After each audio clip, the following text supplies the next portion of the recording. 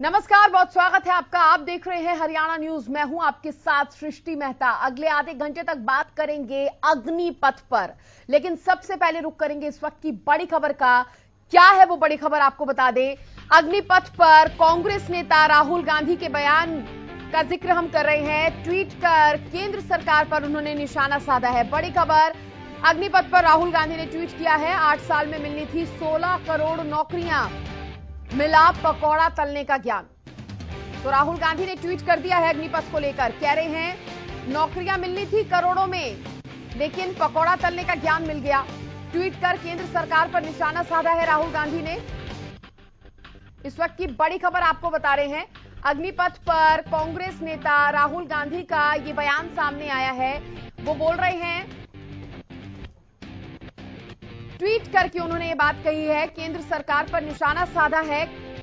कहा है कि 8 साल में 16 करोड़ नौकरियां मिलनी थी, लेकिन मिला क्या? पकौड़ा तलने का ज्ञान मिला है केंद्र सरकार की तरफ से। और अग्निपथ योजना का भी उन्होंने जिक्र किया और कहीं ना कहीं उसे कहा गया कि ये युवाओं के हित में नहीं है ये योजना। कांग्रेस भी लगातार इसको लेकर विरोध कर रही है। कांग्रेस की तरफ से कहा जा रहा है कि सरकार ने ये जो योजना लाने की बात कही है वो युवाओं के हित में नहीं है। और इस बीच आपने देखा था कि सोनिया गांधी की तरफ से भी एक संदेश सामने आया था युवाओं के नाम, जिसमें वो कह रही थी कि आप अपना विरोध जताइए, लेकिन शांतिपूर्ण तरीके से जताइए। हालांकि वो भी इस योजना का विरोध करती हुई नजर आई थी उस लेटर में। देखिए, देश के अलग अलग राज्यों से तस्वीरें सामने आई। बिहार में भी, उत्तर प्रदेश में भी, हर और हमने देखा किस तरह से इस योजना को लेकर युवाओं में आक्रोश है। युवा अपनी नाराजगी जाहिर कर रहा है। प्रदर्शन के सहारे युवाओं ने अपनी नाराजगी जाहिर की और उनकी एक ही मांग है कि इस योजना को वापस लिया जाना चाहिए। और ये ट्वीट आप देख लीजिए एक बार बार नौकरी की झूठी उम्मीदें देकर प्रधानमंत्री ने देश के युवाओं को बेरोजगारी के अग्निपथ पर चलने के लिए मजबूर किया है। 8 सालों में 16 करोड़ नौकरियां देनी थी, मगर युवाओं को मिला सिर्फ पकौड़े तलने का ज्ञान। देश की इस हालत के जिम्मेदार सिर्फ और सिर्फ प्रधानमंत्री हैं। तो राहुल गांधी ने ट्वीट करके कहा है कि बार बार नौकरी की झूठी उम्मीदें क्यों देते हैं युवाओं को? नौकरी देनी थी तो अब तक दे चुके होते, लेकिन आप तो पकौड़ा तलने का आश्वासन दे रहे हैं महज। और इस बीच एक और बड़ी खबर सामने आई है, वो भी आपको बता दें क्या है। अग्निपथ से जुड़ी एक और बड़ी खबर। अग्निपथ पर सेना की प्रेस कॉन्फ्रेंस हुई है। तीनों सेना प्रमुख प्रेस कॉन्फ्रेंस करेंगे कहा जा रहा है। दोपहर 2 बजे ये प्रेस कॉन्फ्रेंस होगी। बड़ी खबर इस वक्त की आपको बता दें, रक्षा मंत्री के साथ बैठक के बाद प्रेस कॉन्फ्रेंस की जाएगी। तो अग्निपथ पर सेना की प्रेस कॉन्फ्रेंस होने जा रही है और बताया जा रहा है कि तीनों सेना के जो प्रमुख हैं इस प्रेस कॉन्फ्रेंस में वो शामिल होंगे और दोपहर 2 बजे ये प्रेस कॉन्फ्रेंस की जाएगी। देखने वाली बात होगी कि इस प्रेस कॉन्फ्रेंस में क्या कुछ कहा जाता है, क्योंकि रक्षा मंत्री के साथ ये बैठक होगी एक, उसके बाद ये प्रेस कॉन्फ्रेंस की जाएगी। तो आपको यह भी बता दें कि केंद्र सरकार की अग्निपथ योजना पर विवाद थमने का नाम नहीं ले रहा। प्रदर्शनकारी उग्र प्रदर्शन कर रहे हैं और सरकारी संपत्ति को भी भारी नुकसान पहुंचाया गया है। अग्निपथ स्कीम में अग्निवीरों की भर्ती के लिए वायुसेना ने डिटेल अपनी वेबसाइट पर जारी कर दी है। अग्निपथ योजना के विरोध में चल रहे प्रदर्शन से निपटने के लिए बैठकों का दौर भी लगातार जारी है। कांग्रेस ने अग्निपथ योजना के खिलाफ दिल्ली के जंतर मंतर पर सत्याग्रह करने का ऐलान कर दिया है। ये रिपोर्ट देखिए।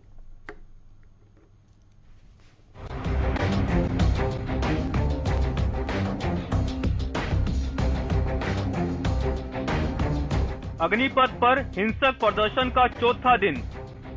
दोपहर 2 बजे सेना करेगी प्रेस कॉन्फ्रेंस। क्या अग्निपथ योजना में होगा कोई बदलाव? केंद्र सरकार द्वारा सेना भर्ती के लिए लाई गई अग्निपथ योजना का विरोध और भी तेज होता जा रहा है। इस योजना को वापस लेने के लिए देश के कई राज्यों में बड़े पैमाने पर प्रदर्शन हो रहे हैं। प्रदर्शनकारी आए दिन उग्र होते जा रहे हैं और सरकारी संपत्ति को भारी नुकसान पहुंचा रहे हैं। हिंसक प्रदर्शन को देखते हुए रेलवे भी सतर्क हो गई है और लगभग 40 एक्सप्रेस ट्रेनों को निरस्त कर दिया गया है, जबकि 27 पैसेंजर ट्रेनें भी नहीं चलेगी। अग्निपथ स्कीम में अग्निवीरों की भर्ती के लिए वायुसेना ने डिटेल अपनी वेबसाइट पर जारी कर दी है। इस डिटेल के अनुसार 4 साल की सेवा के दौरान अग्निवीरों को वायुसेना की ओर से कई सुविधाएं दी जाएगी, जो स्थायी वायु सैनिकों को मिलने वाली सुविधाओं के अनुसार ही होगी। सैलरी के साथ हार्डशिप अलाउंस, यूनिफॉर्म अलाउंस और कैंटीन सुविधा, रेगुलर सैनिक की तरह मेडिकल सुविधा, साल में 30 दिन छुट्टी, मेडिकल लीव अलग, रेगुलर सैनिक की तरह ट्रैवल अलाउंस मिलेगा, सर्विस के दौरान मृत्यु होने पर इंश्योरेंस कवर, अग्निवीर के परिवार को करीब 1 करोड़ रुपए मिलेंगे, ड्यूटी के दौरान विकलांग होने पर 44 लाख रुपए मिलेंगे, जितनी नौकरी बची है उसकी भी पूरी सैलरी मिलेगी। अग्निवीरों का कुल 48 लाख रुपए का इंश्योरेंस होगा। अग्निपथ योजना के विरोध में चल रहे प्रदर्शन से निपटने के लिए बैठकों का दौर लगातार जारी है। रक्षा मंत्री राजनाथ सिंह के साथ इस मुद्दे पर चर्चा के लिए तीनों सेनाओं के प्रमुख की बैठक है। वहीं इस योजना में कोई बदलाव होगा या नहीं, इस बारे में बताने के लिए दोपहर 2 बजे सेना की प्रेस वार्ता होगी। प्रेस वार्ता में कुछ बड़े ऐलान की उम्मीद है। दूसरी तरफ कांग्रेस ने अग्निपथ योजना के खिलाफ सत्याग्रह का ऐलान किया है। कांग्रेस के कार्यकर्ता आज राष्ट्रीय राजधानी दिल्ली में जंतर मंतर पर सत्याग्रह कर रहे हैं। कांग्रेस की ओर से जंतर मंतर पर इस सत्याग्रह का आयोजन तब किया गया है जब पार्टी के पूर्व अध्यक्ष राहुल गांधी अपना जन्मदिन मना रहे हैं। बता दें कि राहुल गांधी ने अपने 53वें जन्मदिन पर अपील जारी कर कार्यकर्ताओं से किसी तरह के उत्सव न मनाने की अपील की थी। खैर, अब ये देखने वाली बात होगी कि अग्निपथ योजना पर बवाल कब तक थमेगा। क्या सरकार नौजवानों को समझाने में कामयाब हो पाएगी या फिर स्कीम में कुछ बदलाव करना पड़ेगा। Bureau report, Haryana news.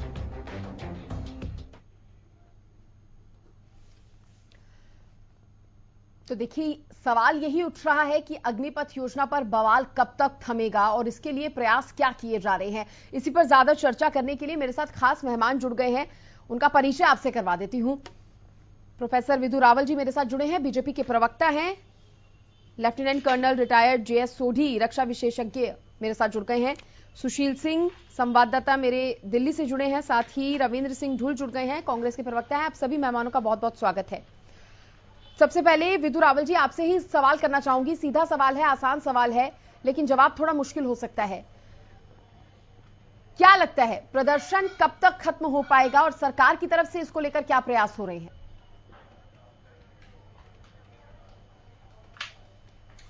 देखिए, प्रदर्शन तभी खत्म हो जाएंगे जैसे ही भ्रम की जो धुंध है वो छट जाएगी। जैसे ही ये नई किरण जो समझदारी की किरण है, जो कि योजना के बारे में ठीक जानकारी की बात है, वो जैसे ही मिल जाएगी तुरंत प्रदर्शन खत्म हो जाएंगे। प्रदर्शन केवल वही रह जाएंगे जो राजनीतिक तौर पर प्रायोजित हैं।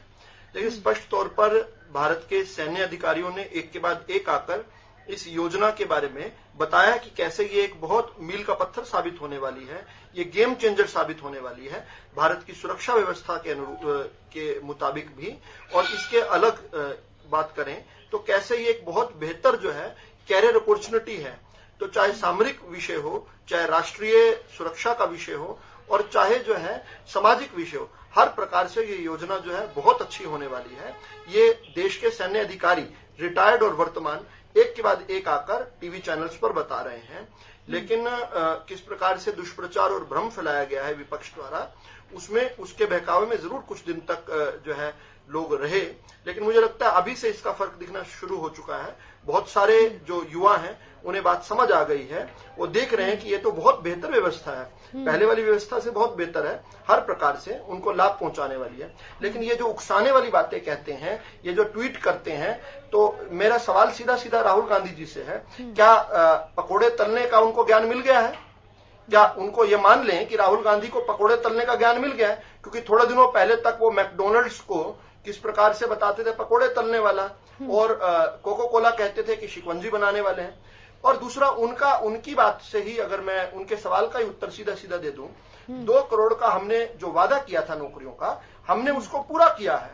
1 करोड़ 20 लाख के करीब जो है एक एवरेज रही है ऑर्गेनाइज सेक्टर में रोजगारों का सृजन हुआ है। ऑर्गेनाइज सेक्टर की बात कर रहा हूं, अभी अनऑर्गेनाइज सेक्टर की बात ही नहीं कर रहा हूं। ये कैसे मिला है? जिन लोगों के पीएफ जो है डिपॉजिट हुए हैं और उनकी आयु अगर 21 से लेकर 26-27 साल तक है, तो ये मानते हैं उनकी पहली नौकरी होगी। और पीएफ अगर उन्होंने चेंज करवाए तो 1,20,00,000 तो उस प्रकार से हो गए। फिर हम जिस प्रकार से देखते हैं कि देश के अंदर कितने बड़े स्केल पर इंफ्रास्ट्रक्चर के काम चल रहे हैं, उसमें भी युवाओं का काम चल रहा होगा। और जिन लोगों ने आज तक देश के अंदर मनरेगा जैसी पहले खड्डा करो उसके लिए और फिर खड्डा भरने उसके लिए जो है उसको रोजगार बताकर केवल पूरे साल में 100 दिन की रोजगार गारंटी योजना को इतने बड़े तौर पर बेचा था, वो आकर युवाओं को इस प्रकार से भड़काएं कि 4 साल बाद आपका क्या होगा। अरे 4 साल बाद तो एक के बाद एक आकर मैं खत्म कर रहा हूँ एक कर सर, सृष्टि जी मैं खत्म कर रहा हूँ। मैं 4 साल बाद एक के बाद एक बताया है एजेंसीज ने, इतनी देर में हो जाएगा मेरा। 4 साल के बाद तो बताया है एक के बाद एक एजेंसीज ने कि कैसे सीआरपीएफ को, कैसे राज्य पुलिस को, कैसे सिक्योरिटी फोर्सेज में, कैसे असम राइफल्स के अलावा और भी बहुत सारी 10-10% का जो है उनमें आरक्षण दिया जाजाएगा अग्निवीरों को। ठीक है तो ये किसी भी प्रकार से कहीं पर भी मेरा सवाल आपसे है। ठीक है विदु रावल जी, ओके सर। डुल साहब मेरा सवाल आपसे है, अगर योजना बेहतर है तो सरकार फिर धीरे धीरे करके नियमों में कुछ बदलाव क्यों कर रही है, अपडेट क्यों ला रही है? देखिए, इनकी आदत है पहले प्रीमियस और तरीके से बिना कंसल्टेशन के किसी को संज्ञान में लाए हुए पब्लिक डोमेन में इसकी चर्चा किए हुए इस प्रकार की योजनाओं को लेकर के आते हैं और उसके बाद में बैकफुट के आकर के लगातार रोज बदलाव करते हैं। मुझे पता लग रहा है कि शायद आज भी कोई बदलाव इसके अंदर संभावित है। निश्चित तौर पर ये बार बार बदलाव से स्पष्ट हो रहा है कि इमेच्योर तरीके से जो है इस योजना को लागू किया गया है बिना स्टेक होल्डर की एडवाइस के। और उसके बाद में जो है जिस प्रकार से प्रचार कराया जा रहा है अपने कार्यकर्ताओं के वीडियो बना करके भाजपा के ट्विटर के अंदर जो अपने उससे आ रहे हैं, तो वो जो प्रचार है बिल्कुल ना कि बौखलाहट है। और फिर पूरे के पूरे युवाओं के आंदोलन को विपक्ष के साथ में जोड़ना, ये दुगनी डबल बौखलाहट है। आंदोलन की तेजी देखिए, जहां जहां भारतीय जनता पार्टी की सरकार है वहां पे कितना एग्रीव है, कितना ग्रेव तरीके से उसको वहां पर आंदोलन चल रहा है। तो उस चीज को दरकिनार करते हुए विपक्ष के ऊपर आरोप लगा करके चुपचाप पतली गली से निकलना, ये पूरी तरह से गलत है। इस प्रकार की चीजों की जितनी निंदा की जाए उतना समय इनको पहले जो है इस मामले को संसद के अंदर लेकर के जाना चाहिए था।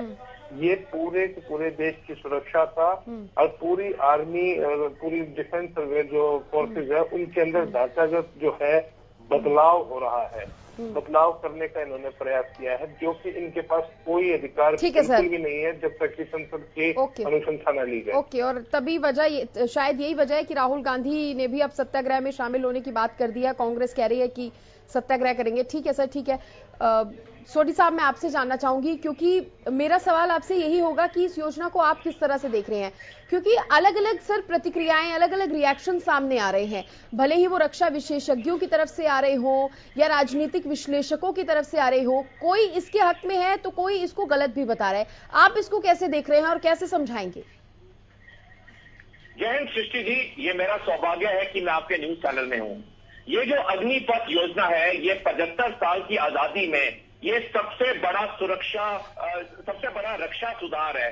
सबसे बड़ा रक्षा सुधार इसलिए है क्योंकि इस सुधार से आर्मी, नेवी, एयरफोर्स के हर जवान, एयरमैन और सेलर पे प्रभाव आएगा।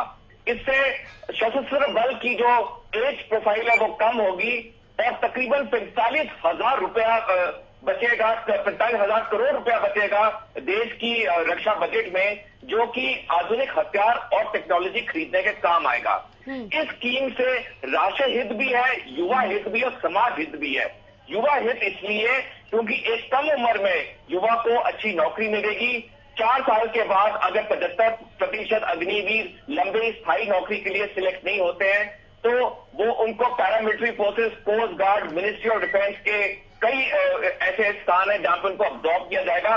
और जो अग्निवीर कहीं पे नौकरी नहीं करना चाहता 4 साल के बाद, क्योंकि सारे अग्निवीरों को सेवा निधि के तौर पर तकरीबन 12 लाख रुपया मिलेगा, तो वो अपना कारोबार भी शुरू कर सकता है।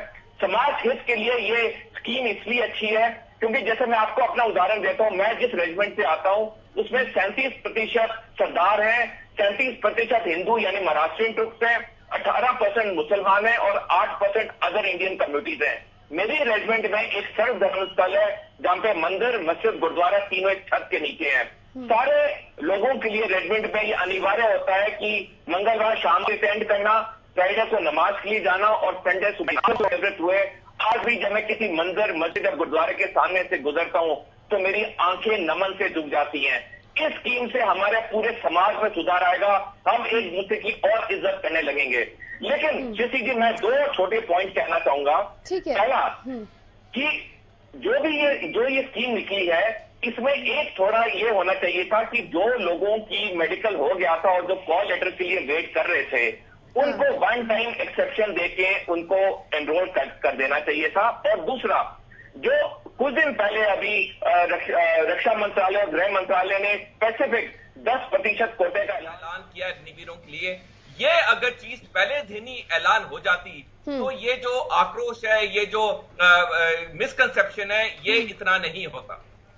सर सॉरी लेकिन आपकी बात को काट रही हूं। जिस तरह से आपने कहा कि कुछ अमाउंट भी यहां पर बचेगा, पैसों का आपने जिक्र किया, लेकिन उसको लेकर तो सर सवाल ये भी उठ रहे हैं कि वो फिर हमारे जवानों का ही पैसा क्यों कटे। अब सवाल ये उठने लगे हैं कि विधायकों के उसमें से काटिए, सांसदों को इतनी सैलरी मिलती है उसमें से कट कीजिए, यहीं पे क्यों आपको जरूरत लगी कट करने की? बिल्कुल, मैं आपकी इस बात से बिल्कुल सहमत हूं।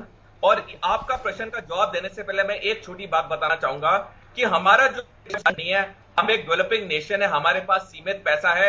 हम पाकिस्तान की तरह नहीं है जहां पे खाने के लिए रोटी नहीं है, लेकिन उनका रक्षा बजट 9% बढ़ा दिया गया है। लेकिन मैं आपके बात से बिल्कुल सहमत हूं सृष्टि जी, क्योंकि अगर पैसा ही बचाना था, जो मिनिस्ट्री ऑफ डिफेंस का जो पेंशन का बजट है वो 1.25 लाख करोड़ रुपया है, जिसमें से 40% सिविलियन एम्प्लॉइज का है, फौजियों का तो सिर्फ 60% है। तो अगर मिनिस्ट्री ऑफ डिफेंस का पैसा बचाना था पेंशन के तौर पे, तो फौजियों का भी और सिविलियन एम्प्लॉइज सबका पैसा इकट्ठे बचाते तो ये चीज बिल्कुल सामान्य होती और हमारे पास और पैसा होता सेना की आधुनिकीकरण करने का। ठीक है विदु रावल जी, आपसे जवाब लूंगी, सुशील के पास आऊंगी, लेकिन उससे पहले विदु रावल जी मैं आपसे जवाब लेना चाह रही हूं। एक तो सर जो सोडी साहब ने कहा उसका जवाब आप क्या देंगे? पैसे बचाने वाली बात, ये बहुत महत्वपूर्ण एक मुद्दा उठ रहा है, युवा भी इस सवाल का जवाब चाहते हैं। दूसरी बात ये कि अगर सब कुछ ठीक था तो अब आपको क्यों रियलाइज हो रहा है जिस तरह से धीरे धीरे करके थोड़े थोड़े बदलाव किए जा रहे हैं? देखिए, सबसे पहले इस बात को समझने का प्रयास करें कि ये योजना जो है ये राजनीतिक तौर पर नहीं लाई गई है। ये योजना सैन्य अधिकारियों द्वारा जो है इसका जो है 2 वर्ष तक अध्ययन करने के बाद उसका सृजन किया गया है। 13 अलग अलग देशों में इस प्रकार की योजना, इससे मिलती जुलती योजनाएं चल रही हैं।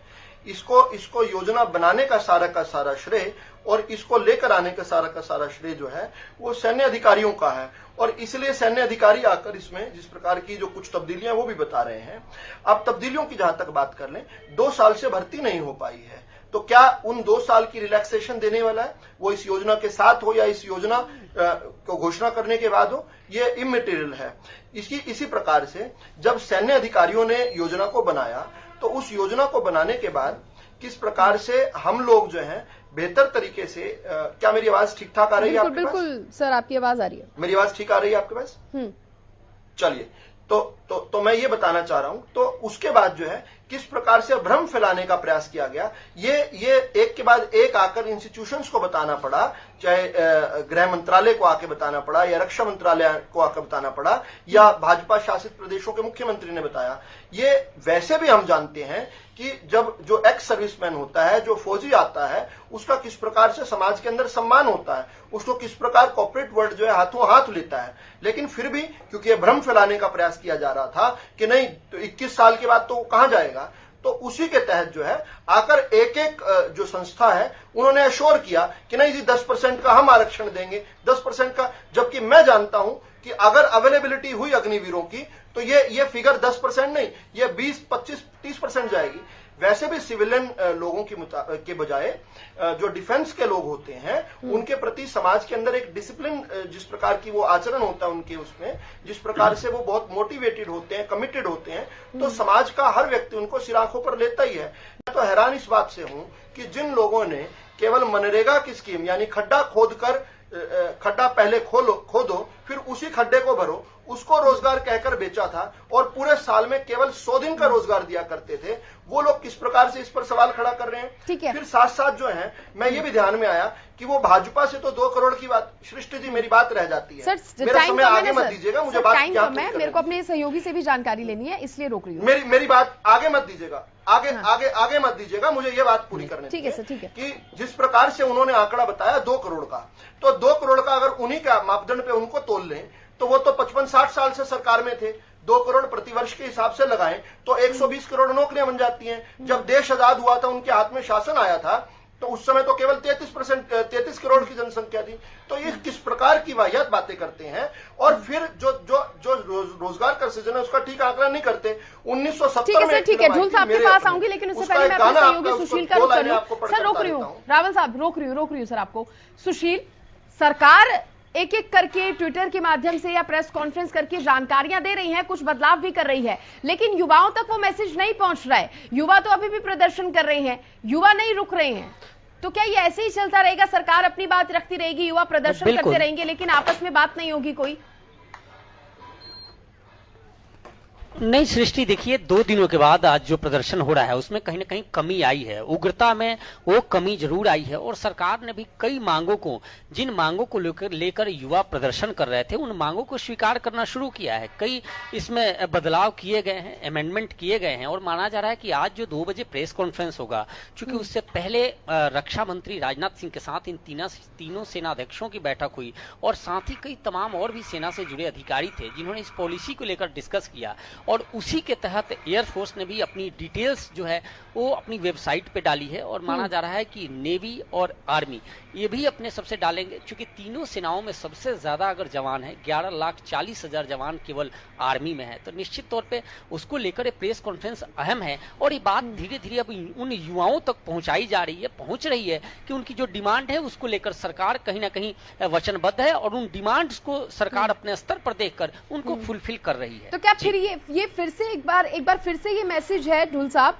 रविंद्र सिंह ढूल साहब, क्या एक बार ये फिर से मैसेज है कि सरकार ने योजना लाने से पहले पूरी तरीके से विचार विमर्श किया होता तो शायद ऐसे हालात ना होते? जी,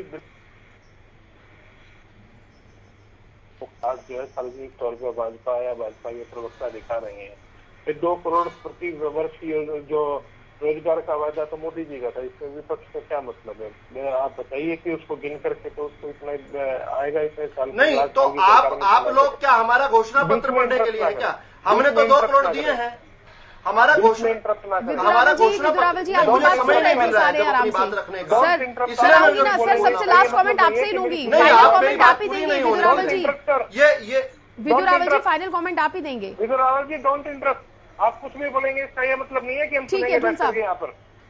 मनरेगा की योजना की प्रधानमंत्री प्रशंसा करते हैं, उसको कंटिन्यू करते हैं, भाजपा के प्रवक्ता उसके बारे में बौखलाहट दिखा रहे हैं। ये क्या तरीका? हंसी उड़ाते हैं, मजाक उड़ाते हैं। दूसरी चीज हंसी उड़ाते हैं, मजाक उड़ाते हैं।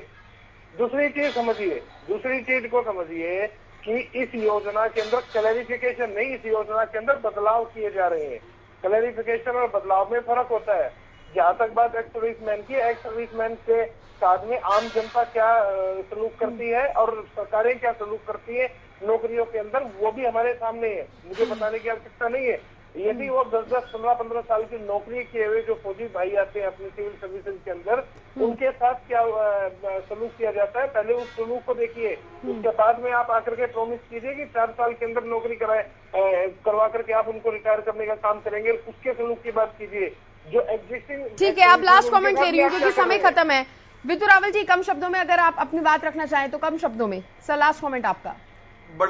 बड़े हैरानी की बात है, जिन्होंने देश के अंदर देश के युवाओं को वर्षों तक, दशकों तक बेरोजगार रखा, वो यहाँ पर आकर छाती पीट कर कह रहे हैं बेरोजगारी बेरोजगारी बेरोजगारी, जबकि उनके समय बेरोजगारी दर जो है 9.2% था, जो आज 4.7% रह गया है। दूसरी बात, सर बेरोजगारी पे बात नहीं ना, अग्निपथ पे बात कीजिए सर। इस योजना को, इस पावन पवित्र योजना को आप क्यों नहीं रोकते हैं अपने कांग्रेस के प्रवक्ता को? चलिए सर, क्योंकि अब समय नहीं बचा। बहुत धन्यवाद आप सभी का। सर रोक रही हूँ। बहुत शुक्रिया आप सभी का जुड़ने के लिए, इस चर्चा में शामिल होने के लिए। तो सवाल यही है कि जब सरकार बदलाव कर रही है तो वो युवाओं तक क्यों नहीं पहुंच रहा? क्या युवा अभी सही ढंग से इसको समझ नहीं पा रहे और इसकी समझाने की जिम्मेदारी किसकी है? फिलहाल अब कुछ ही देर में एक प्रेस कॉन्फ्रेंस भी होने वाली है, देखने वाली बात होगी कि उसमें सरकार की तरफ से क्या कुछ कहा जाता है। इसी के साथ इस कार्यक्रम में इतना ही। आप देखते रहिए हरियाणा न्यूज। नमस्कार।